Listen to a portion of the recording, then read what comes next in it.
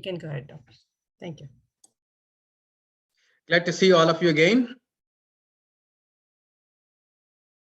Today, we were expecting Dr. Palmo to tell us about how to maintain good health with Tibetan medical system.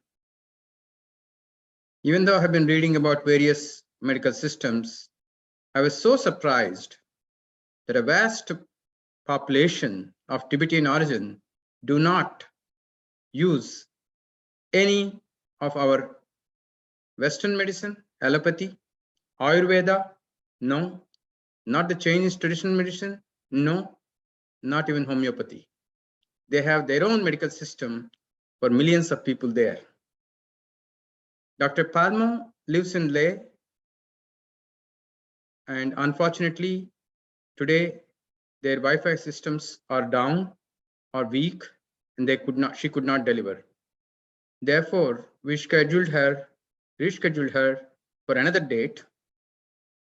And today I'm going to talk to you about water. I was holding this topic of water almost towards the end because there is no other food item or whatever you need for the body is much more important than water, except air. People can live without food for a number of days, but without water,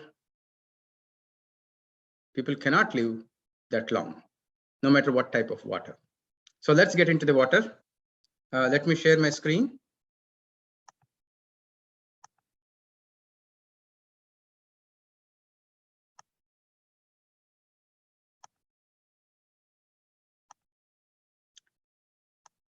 These are the lectures that we are doing, practical nutrition tips for better health. It's presented by doctors, nutritionists, scientists, and dietitians every Monday from 10 to 11.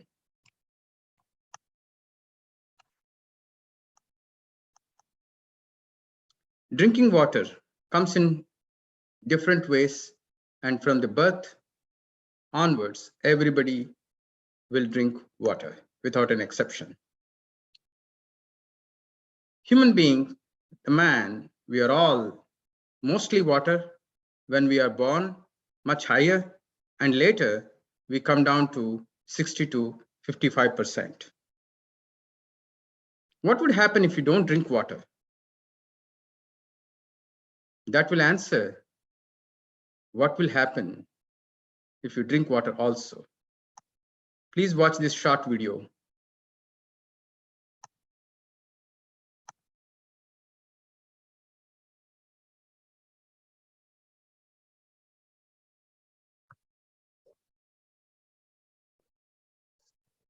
Is this audible? No video is coming. Okay, then I have to reshare. Maybe I made a mistake when I share.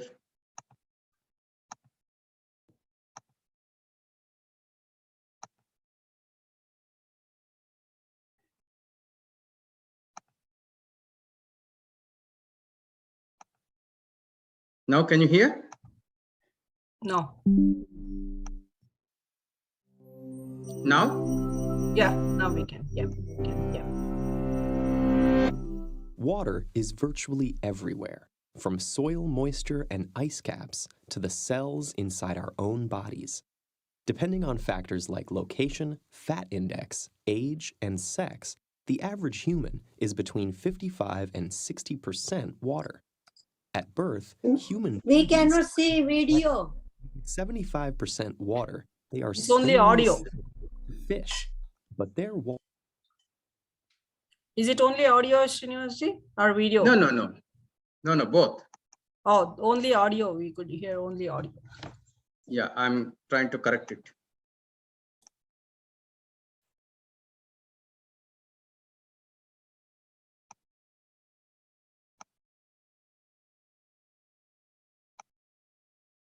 I can share the screen, right? Yes, you can. You are sharing it. I closed everything and started again. Can you see my screen? Yes, we can see your screen. Then let us see whether you could see the video. Can you see the screen now? Yes, Can you see the video? no video. Man is mostly water, only that screen we are seeing.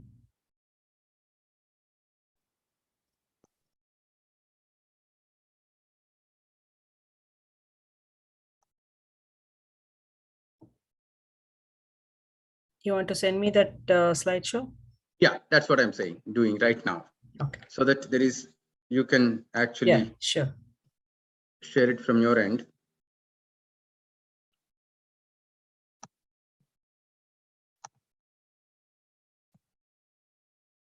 I'm putting that in the chat for you. Please play it.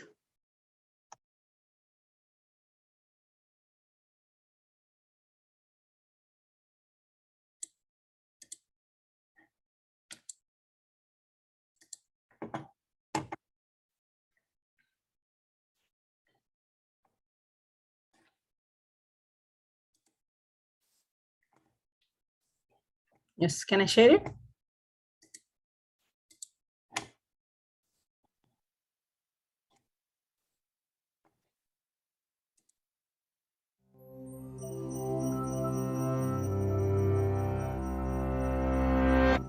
Water is virtually everywhere, from soil moisture and ice caps to the cells inside our own bodies. Depending on factors like location, fat index, age, and sex, the average human is between 55 and 60% water. At birth, human babies are even wetter. Being 75% water, they are swimmingly similar to fish. But their water composition drops to 65% by their first birthday. So what role does water play in our bodies? And how much do we actually need to drink to stay healthy? The H2O in our bodies works to cushion and lubricate joints, regulate temperature, and to nourish the brain and spinal cord. Water isn't only in our blood. An adult's brain and heart are almost 3/4 water. That's roughly equivalent to the amount of moisture in a banana. Lungs are more similar to an apple at 83%, and even seemingly dry human bones are 31% water. If we are essentially made of water and surrounded by water, why do we still need to drink so much?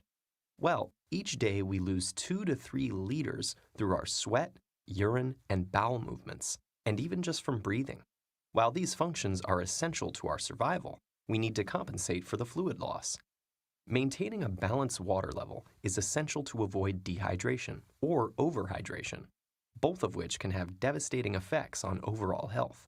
At first detection of low water levels, sensory receptors in the brain's hypothalamus signal the release of antidiuretic hormone. When it reaches the kidneys, it creates aquaporins, special channels that enable blood to absorb and retain more water, leading to concentrated dark urine. Increased dehydration can cause notable drops in energy, mood, skin moisture, and blood pressure, as well as signs of cognitive impairment. A dehydrated brain works harder to accomplish the same amount as a normal brain, and it even temporarily shrinks because of its lack of water. Overhydration, or hyponatremia, is usually caused by overconsumption of water in a short amount of time. Athletes are often the victims of overhydration because of complications in regulating water levels in extreme physical conditions. Whereas the dehydrated brain amps up the production of antidiuretic hormone, the overhydrated brain slows or even stops releasing it into the blood. Sodium electrolytes in the body become diluted, causing cells to swell. In severe cases, the kidneys can't keep up with the resulting volumes of dilute urine. Water intoxication then occurs, possibly causing headache, vomiting, and in rare instances, seizures or death. But that's a pretty extreme situation. On a normal day-to-day basis, maintaining a well-hydrated system is easy to manage for those of us fortunate enough to have access to clean drinking water. For a long time, conventional wisdom said that we should drink 8 glasses a day. That estimate has since been fine-tuned. Now, the consensus is that the amount of water we need to imbibe depends largely on our weight and environment. The recommended daily intake varies from between 2.5 to 3.7 liters of water for men and about 2 to 2.7 liters for women, a range that is pushed up or down if we are healthy, active, old, or overheating. While water is the healthiest hydrator, other beverages, even those with caffeine like coffee or tea, replenish fluids as well. And water within food makes up about a fifth of our daily H2O intake. Fruits and vegetables like strawberries, cucumbers, and even broccoli are over 90% water and can supplement liquid intake while providing valuable nutrients and fiber. Drinking well might also have various long-term benefits.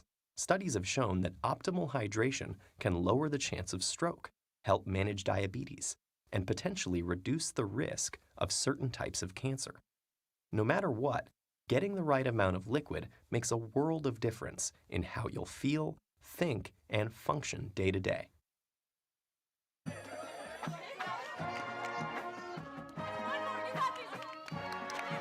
You can stop. You can stop and I can continue. Yeah, I thought it's advertisement.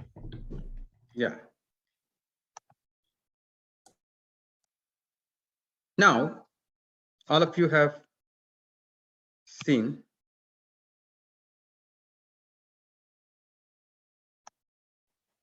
Can you see my screen? Yeah, we can see your screen, but it's not a slideshow, just it's with the PowerPoint. Yeah, okay. So let me close the other window. Yeah. Okay.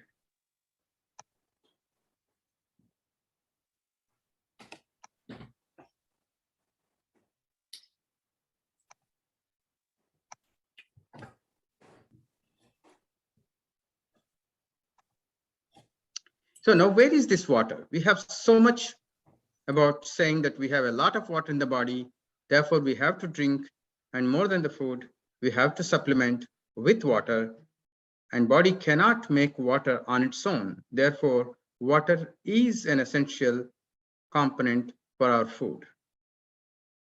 Blood has 85% water. Brain, 75% water. Lungs, 90% water. Muscles, 75% water. Bones, 24, skin, 80%. On an average, it comes to 60% for the entire body. What does water do? We all know it forms saliva, keeps mucosal membrane moist, allows body cells to grow, reproduce, and survive, flushes body waste, mainly urine, lubricates joints. Water is the major component of most body parts, and it helps to deliver oxygen to every cell in the body, converts food to components needed for survival through digestion, acts as a shock absorber for brain and spinal cord, regulates body temperature, sweating, and respiration, and it is needed by the brain to manufacture hormones and neurotransmitters. There are so many components, minerals, particularly in the water that we drink. Water that we drink is not pure distilled one. We cannot survive if you drink pure distilled water without any minerals. Calcium, it's needed for bone development, regulation, muscle contraction, myocardium activities, blood clotting, nerve impulse transmission, regulation of cells and permeability. Chlorine for digestion, phosphorus for protein synthesis. Every cell needs phosphorus, and also the energy molecule ATP needs phosphorus, without which we cannot do any work. Magnesium, again, bone, nervous system, and protein synthesis. Potassium, this is one of the most serious molecules that is taken by the body from water, muscle, and all the heart-related, neuromuscular-related activity, and it also maintains the acid-base balance and the retention of water in the body. Sodium, most of us use salt. It is either potassium salt or sodium salt, but salt is salt. We have to have salt in our meal, not just for the taste, but to be a healthy body. Then sulfur, this is coming from various vegetables, and this is essential amino acid, which means this cannot be made by the body unless you supply sulfur. And because it is part of the amino acids and proteins, a lot of enzymatic activity is dependent on sulfur. Then there are other elements. Probably you did not hear about these as food items are essential for our health. Cobalt, chromium. These are all part of various vitamins, and these minerals are essential for the function of different enzymes in various types of cells. Iron, probably you all heard about it. Iron is a part of the blood, hemoglobin, and therefore this is a very important one. You get iron also from the water. Fluorine, that is from fluoride, and this material, fluorine or fluoride, sometimes when it is in excess, that is dangerous. Like any other food item, like any other molecule, like any other thing that is given to the body, in excess, it does bad. In moderation, it does good. When it is low, you cannot function well. Iodine, most of us have salts iodized to give us proper growth and development. Manganese, probably you did not hear about it. You heard only this as a metal and ore, but this is also required in the day-to-day metabolism. Molybdenum is another metal kind of material which is normally not associated with food, but it is needed for our enzymatic activities for good urine formation. Copper, probably you heard this quite well, copper pots, that's where the copper vessels have come into the Indian traditional cooking and water jugs or water glasses. Copper functionality of several enzymes is linked to blood and muscle, so it is essential. Selenium, it protects the muscles membrane integrity, and also it is needed for antioxidant in the body. And other molecules or other minerals or combinations of other minerals is bicarbonate, promotes digestion. Sulfates, lightly laxative. Chloride, it balances the intestine, bile ducts, and liver, and also has laxative effect. Calcium, it's suggested for adolescent and pregnant women, subjects who don't consume dairy products, and therefore calcium is also needed. These are all available from water in minute quantities, but that is sufficient to have proper health. Magnesium, it also is another form of magnesium and it promotes digestion. Fluorate, this also strengthens teeth in the same way as fluoride, but this is another form of the same material. Ferrous is another form of iron.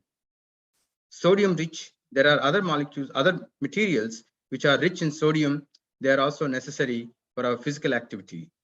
And low sodium is suggested for hypertension. There are molecules that are compounds that are low in sodium. We get them through our water. Then the question is, how many glasses of water? If this video doesn't play again, I'll give it to Geeta ji and she will play.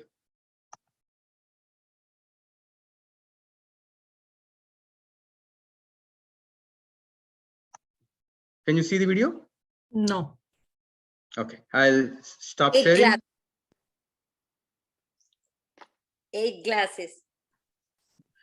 Not that one. He is asking video. Video is not playing. Yeah. No, I checked the video first. I'm giving it to you. So Yeah, I please. think there is something that we have to correct in my laptop, but we will correct it later. But please play it now for saving the time.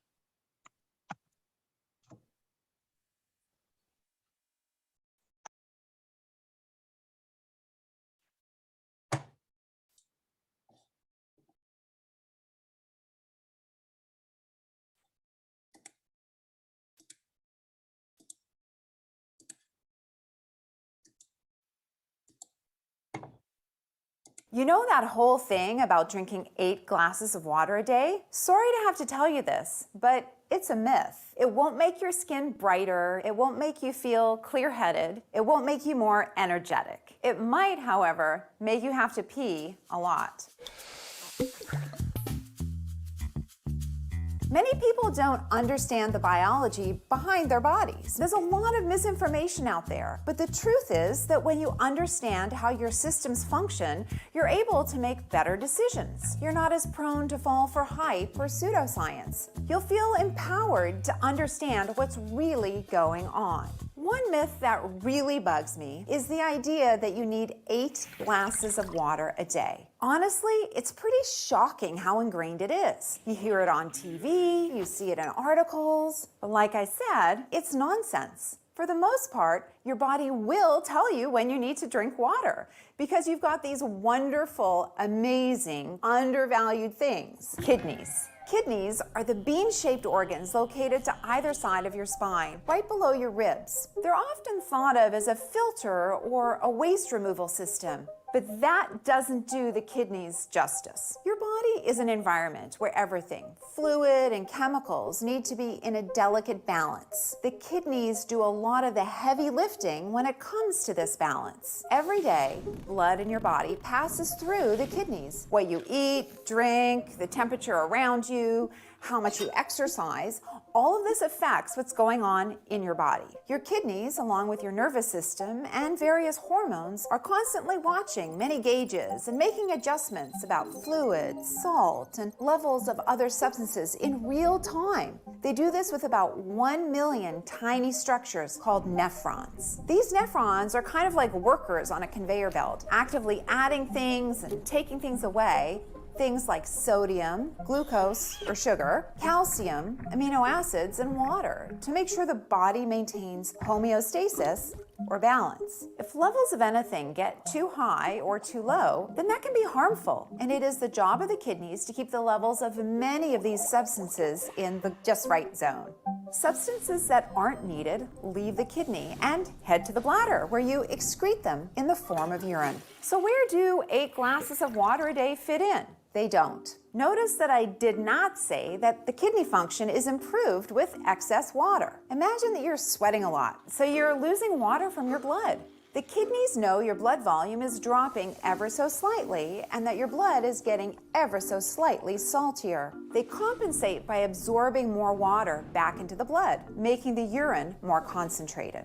If the kidneys sense enough fluid can't be reabsorbed from the urine, you're signaled to drink, meaning you get thirsty. If you don't have fluid available, the thirst message gets stronger and stronger. A person facing real dehydration won't be unsure if they need water. They'll do whatever they need to get it. It's one of our most basic instincts that's evolved over a very long time in environments where clean water wasn't nearly as readily available as it is today. So thanks to your kidneys, your body is really good at maintaining hydration. But if you stop counting 8 glasses of water a day, how much should you be drinking? The answer is simple. There is no should. When you feel thirsty, drink some water. You can trust your body. Unless you have kidney stones or are elderly, sometimes our messaging systems get a little worn with age, or your doctor has told you otherwise, constantly monitoring how much water you drink is not really necessary. Here's a point that's often missed. Every single thing you consume contains water. Your morning coffee has water, so does your breakfast. And that snack, an apple, an orange, a glass of juice, a granola bar. Just like you, they're made of water too. So as long as you're listening to your body's internal sense of thirst, there's really no need to be counting those 8 glasses.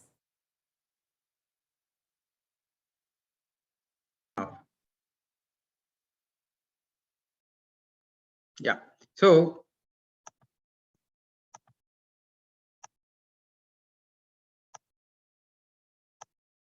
you hear so many messages. 8 glasses are needed or 8 glasses are not needed and things like that. So there's a lot of work going on, and the results are for male, from children to adults, you need from 1300 to 2000. Oh, this is the other way around, sorry. Yeah, son, right. This is male 1300, children 1300 to 2500. For women, it is 1300 to 2700 during the pregnancy, otherwise 2300. This is the latest that is in terms of measuring, but as it is said in the video, you have to follow your instincts, and in case you are in special conditions, you should be making it different. Then tips. How do you drink more? Add flavor, get a tracking app, and grab a sparkling water for a change. Allow thirst to be your guide. That's what everybody is stressing. But one should be able to observe the thirst and therefore drink properly. If not, make a plan to drink the earlier said some 2 liters or something. And then eat water enriched foods. Plenty of fruits and vegetables are water enriched. And mark up your bottles. Maybe you will forget. So please mark so that you know you have completed drinking the necessary volume of water. 10 healthy ways to invigorate your water. It is not easy to drink water by itself for many people. And in those cases, they can add cucumber, fresh mint, chia seeds, lemon or lime, aloe vera, ginger, herbal teas, berries, cinnamon, or honey to the water. And in India, certainly the habit of drinking tea at 3 or 4 different times of the day is well set, and that compensates your requirement of water and not just tea. Then there are many different ways to mix these to make your water interesting every day, as was said. But how to calculate this? Maybe this also will not work. So I copy it and put it in the chat. Yes, please.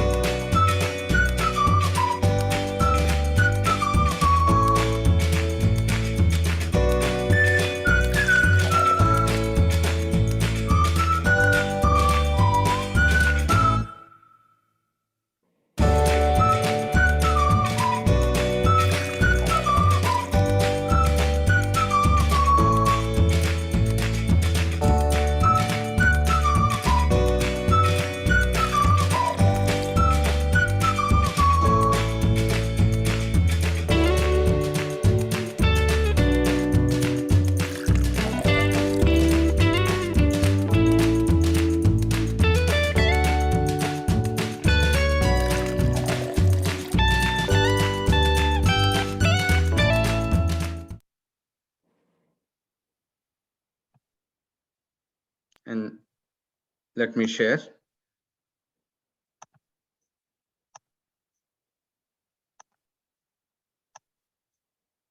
So this water calculation measurement, according to the Western medicine or allopathic medicine, has become a confusing, constant research right now.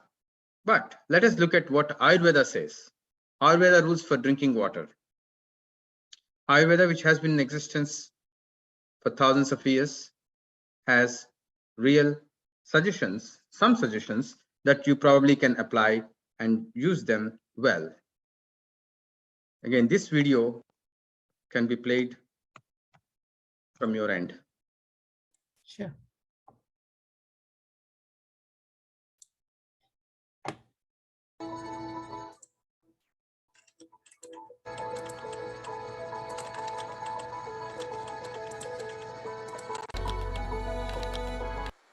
Drink water with meals? I will answer all these questions and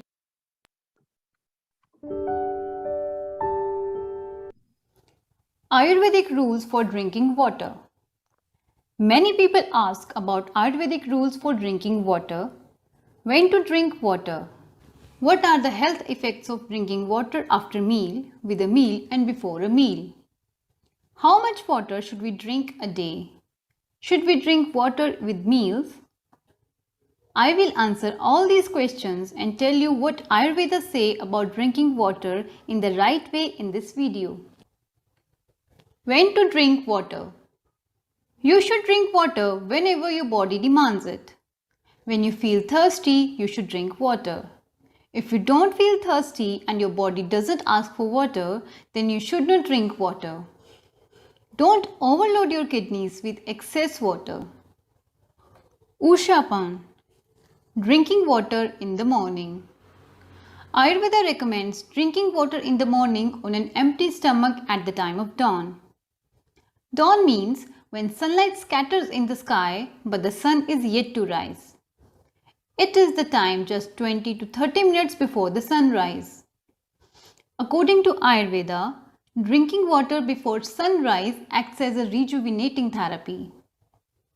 It can help you to get rid of constipation, heart diseases, abdominal diseases, uterine problems, skin diseases as well as hair problems. Drinking water before, during and after meal. Adi madhyavasaneshu bhojne payasa yute. Kashyam samyam tatha stolyam iti syu kramsho guna.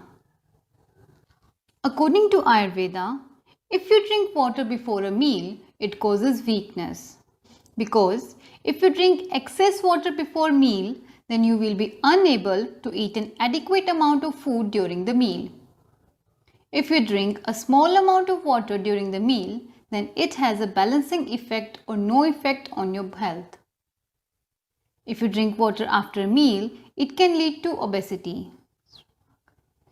Ado dravam samshiyas sramagnu na pibehuhu madhe tu katine bhajye yathesht shasyate jalam.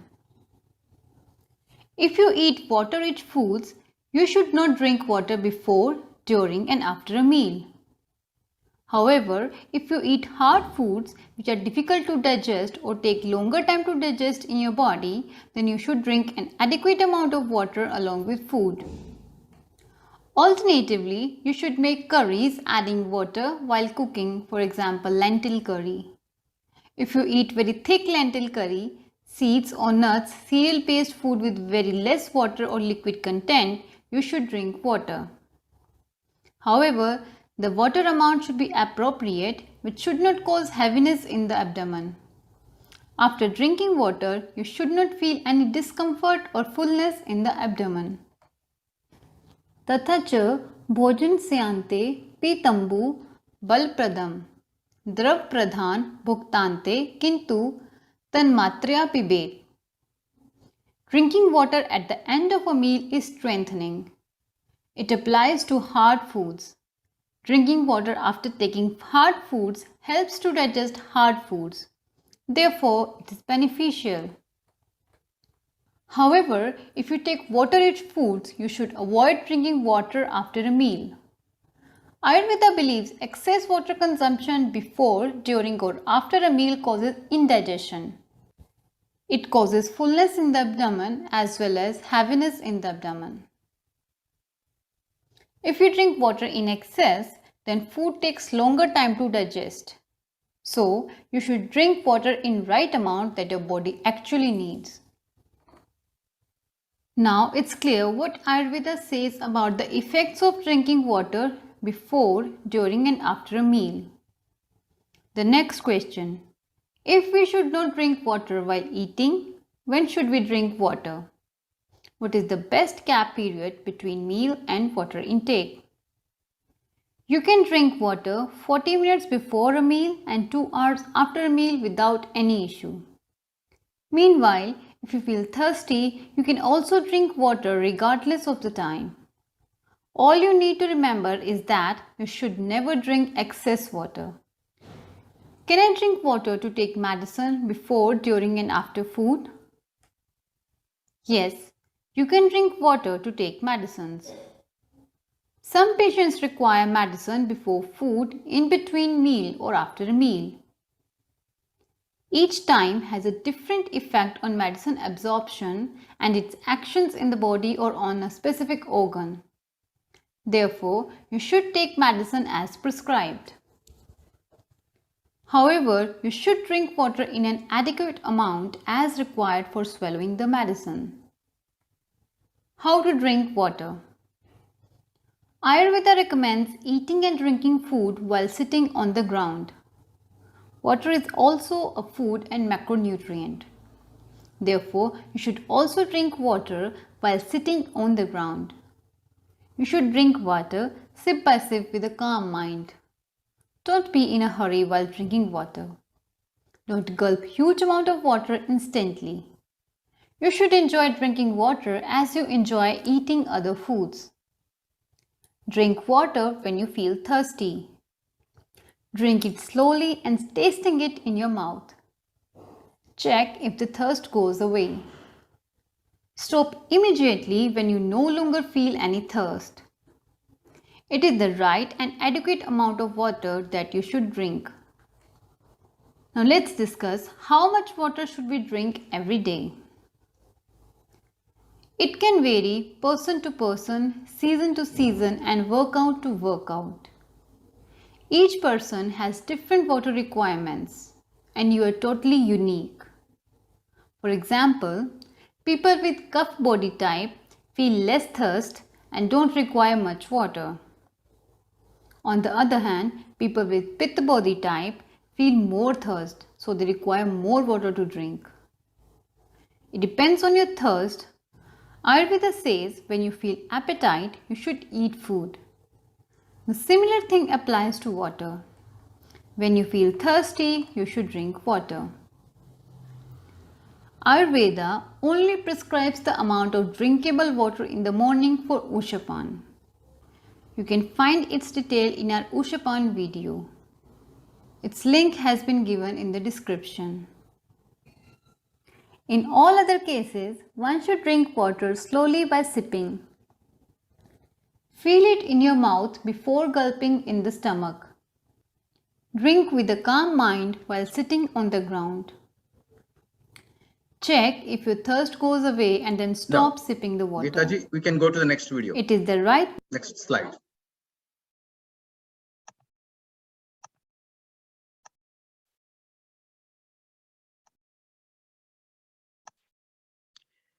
There is only strong recommendation of how much to drink at the time of in the morning, which is called Ushapan.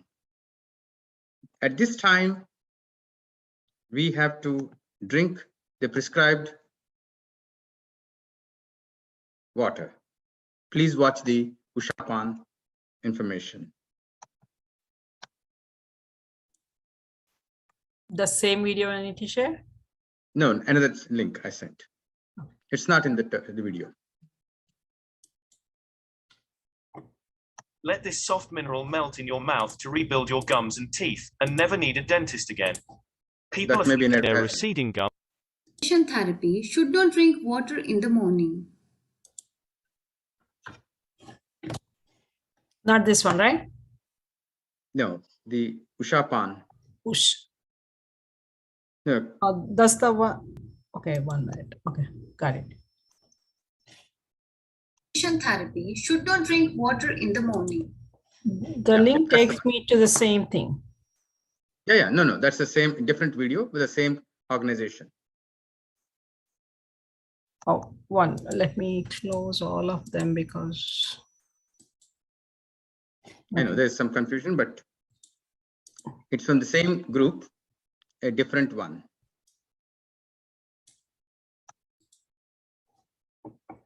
Therapy should it is giving me the same video, Doctor. Now try fast forwarding a bit. No, it is taking me from there. Like, can you resend me again? Okay, I'm going to send you again now. Yes, please.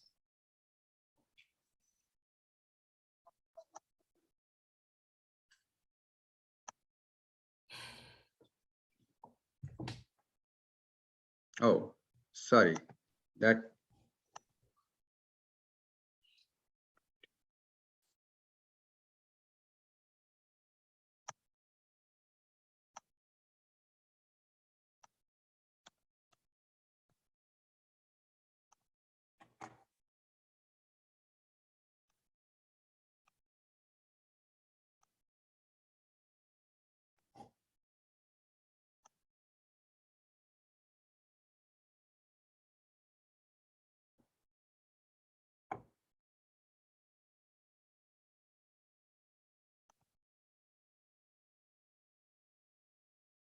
Let me come back to this. I think if it is YouTube, I think you can only play it. Try it. Yeah. That's what I'm trying to do. If I can play it from the YouTube, it will be, Yeah. I can pay directly to you.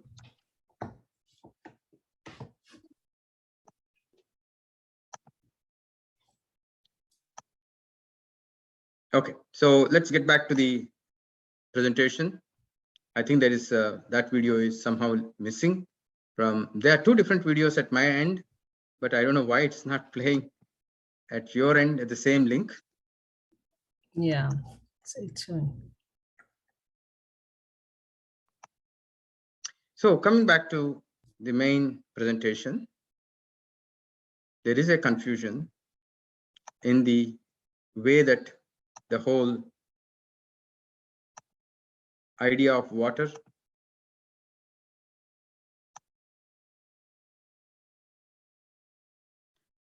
how much to drink is still a big question from both. I think that Doctor, I can try one more time. Just you want to see?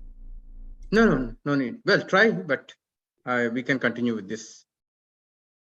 Okay. Yeah, if you want, I can try. Like, it is coming. No need. It's already 45. No so problem. we need Yeah. to have another 10 minutes time. Okay. So let's try this. So there is a confusion either from the Western point of view or Ayurveda point of view.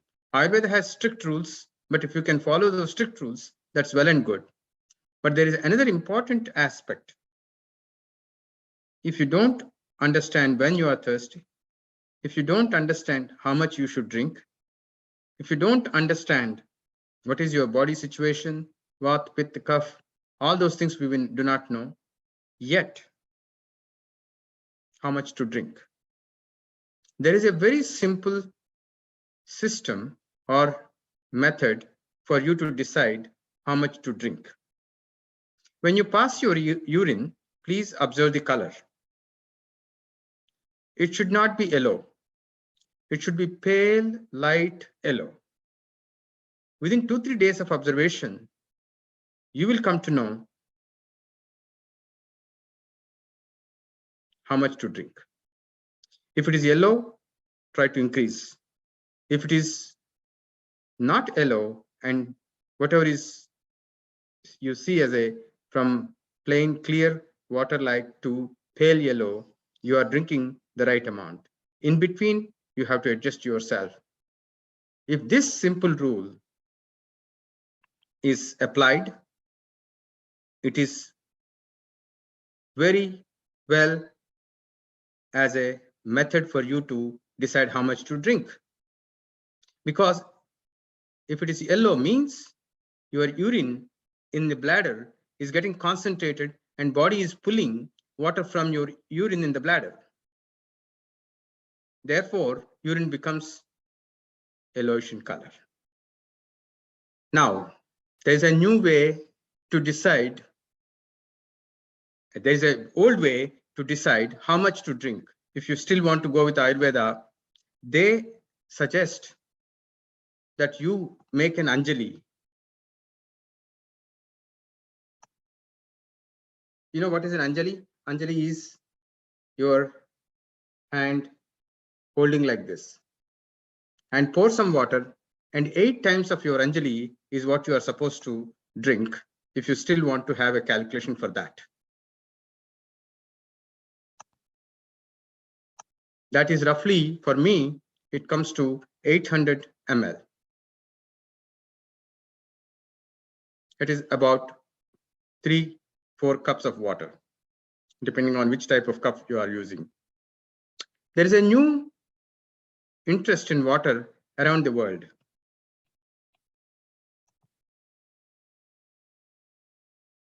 You probably heard about sommelier. Sommelier is a French word for people who taste wine and tell which wine one should drink and what wine's quality is. And now there is a sommelier system for water. And the sommelier system for water, we will play a few minutes, not the entire video, but I'm putting it in the chat. Water now acquires a status like wine, and it is really seriously pursued around the world. They take the water right from the rivers, mountains, and taste, give rank, and qualify with certain standards and notify that these waters are healthy waters. Please play this video, the latest one that I gave you. Or as you said, maybe shall I play from my end? Already I'm playing. Oh, okay. And play only 4 minutes, the first few minutes, and that's enough.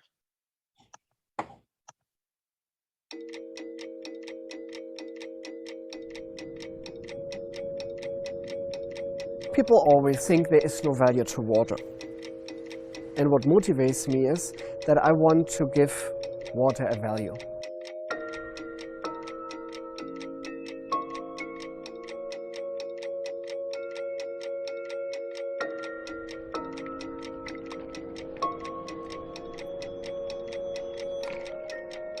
As a water sommelier, I'm an advocate to water, our most important beverage on this planet.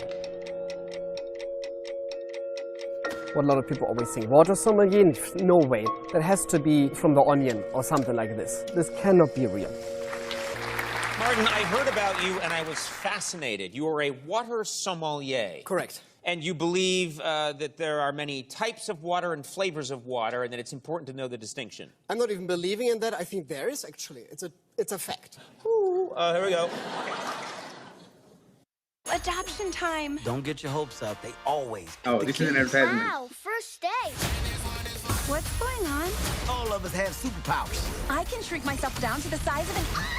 I didn't see anything. Super Pets, rated PG. It's water. Great. It's water. I love it. When I started this whole water concept in 2012, here in Los Angeles, everybody said only in LA there is a water sommelier. And then I said to the people, Naya, only in LA people think water has no value, but they're living in the desert. I've been certified as a water sommelier from the German Water Trade Association. And I came over to the States on an O1 visa for extraordinary abilities. A lot of people don't even know that water has a TDS level, and this stands for total dissolved solids. How many mils actually combine in a water, and there is no pure water. And I go always crazy when people saying, oh yeah, water needs to be pure. And then you're calling suddenly it purified water. And no, this is the best you can drink because pure, it needs to be pure. That doesn't come from Mother Nature. It's a processed product, processed food. This kind of bottled water where it belongs is the trash can. I trash it. LA tap water has way more electrolytes than every single purified water. So I have to choose between purified and LA tap. I would go for LA tap.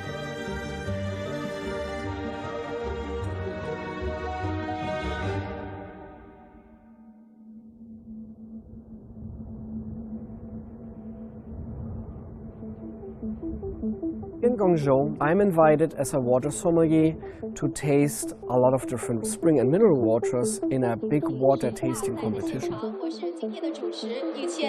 Ladies and gentlemen, distinguished guests and friends, good afternoon. Welcome to 2016 Guangzhou International Water Tasting Competition. I'm Yvonne, your hostess today. Guangzhou is the first time that we implemented the system of the different TDS levels and judging the different waters to it. Never been done before. This worldwide recognition from different sommeliers around the world, joining in one place and then judging the different categories. I realized when I was 4 years old that water has taste. When I went on vacation time with my parents in the different cities all over Europe, the tap water tasted differently. So my parents always thought, like, what's wrong with our son? Why is he running to the sink right away? He's always thirsty, maybe he has some issues or something like this. It was not about hydration, it was about taste for me. And this all depends on the different mineral levels. Okay, now we can stop. So, as he is the first sommelier of the water, and now this trend is growing very well, and he tasted water across the world. These are not mineral waters. These are not bottled waters in the plants. These are the waters that naturally collected from streams, springs, rivers, and lakes. And there are so many brands nowadays in the world. I'll show you some and we'll close with that. There are more than 4,000 mineral waters already on the market. But the distinction between these mineral waters that we buy every day in the bottles and the bottles that water that he's talking are absolutely natural. No one adds any mineral, no one removes any mineral from those waters. There are plenty of them. I'll show you some and close this presentation. They are all natural waters, simply collected, bottled for the convenience sake of selling. Otherwise, they are pure natural waters. They are the healthy ones with their salts and their compounds to give health to people. Thank you.